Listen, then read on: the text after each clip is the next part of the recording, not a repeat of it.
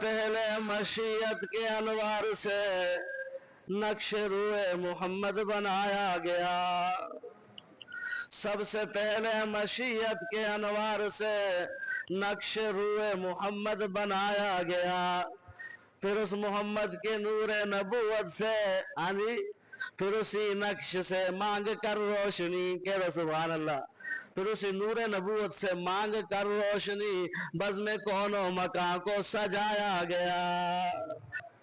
تو قابل احترام بزرگوں اور دوستوں،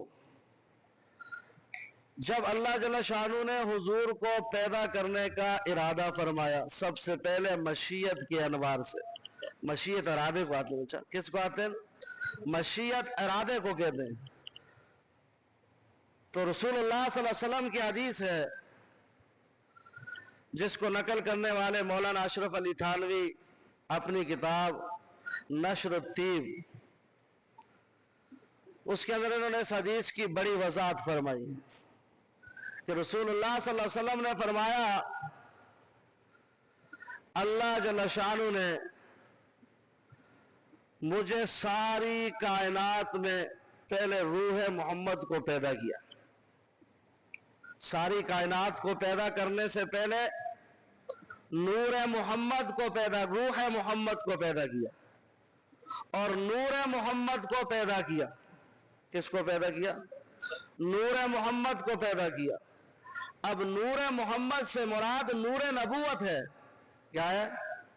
نور نبوت ہے، بولو کیا ہے؟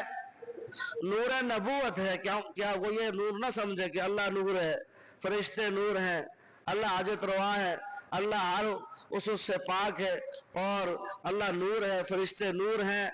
اس طرح کے نور حضور نہیں تھے، حضور نور تھے، لیکن کون سا نور؟ نور نبوت، نور نبوت اللہ نے پیدا کیا۔ پہلے کس کو پیدا کیا؟ روح محمد کو۔ ساری کائنات سے پہلے، زمین و آسمان سے پہلے، آدم کو پیدا کرنے سے پہلے، اپنا عرش بنانے سے پہلے، اپنی کرسی کو بنانے سے پہلے کس کو پیدا کیا؟ روح محمد کو اور نور محمد کو پیدا کیا۔ اپنا بھی تخت بنانے سے پہلے، اپنا عرش بنانے سے پہلے نور محمد اور روح محمد کو پیدا کیا، اور نور محمد کو اس لیے پیدا کیا تاکہ اس نور محمد سے کائنات کو روشن کیا جائے، اس نور محمد سے کائنات کو روشن کیا جائے۔ اور سورج اور چاند کی روشنی اور نور نبوت کی روشنی میں بڑا فرق ہے۔ سورج چاند کی روشنی اور نور نبوت کی روشنی میں بڑا فرق ہے۔ اس لیے رب نے حضور کے نور کو سورج سے تشبیہ نہیں دی ہے، نہیں، چاند سے تشبیہ نہیں دی۔ اِنَّا أَرْسَلْنَاكَ شَاهِدًا وَمُبَشِّرًا وَنَذِيرًا وَدَاعِيًا إِلَى اللَّهِ بِإِذْنِهِ سِرَاجًا مُنِيرًا۔ سورج سے کیا تنبیہ نہ دی؟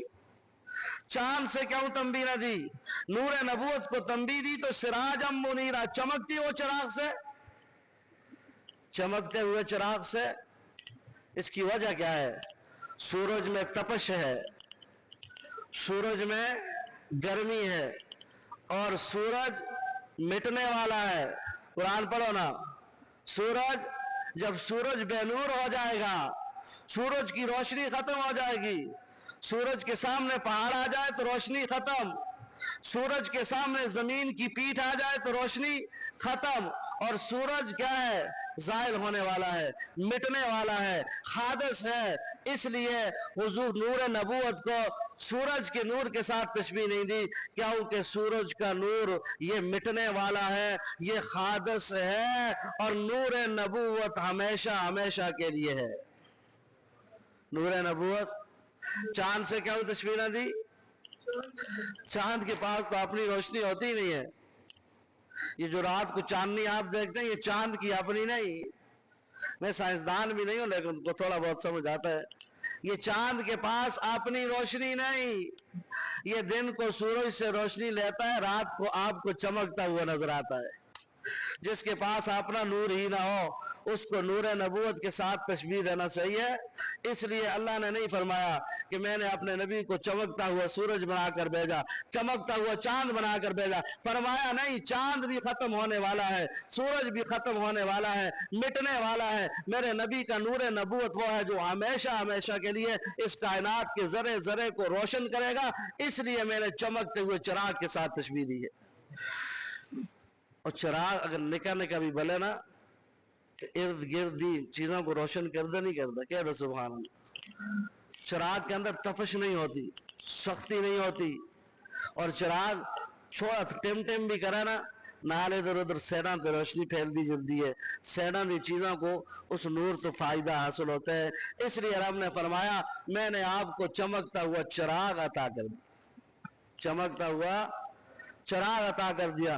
तो अब सुनो, बज़ में कौनो मकां को सजाया गया इस नूर के असरात, इस नूर के जो नूर नबूवत है सैयदना आदम ने भी महसूस किए, इब्राहिम खलीलुल्लाह ने भी महसूस किए, इस्माइल ज़बीरुल्लाह ने भी इस नूर नबूवत के आसार मालूम महसूस किए।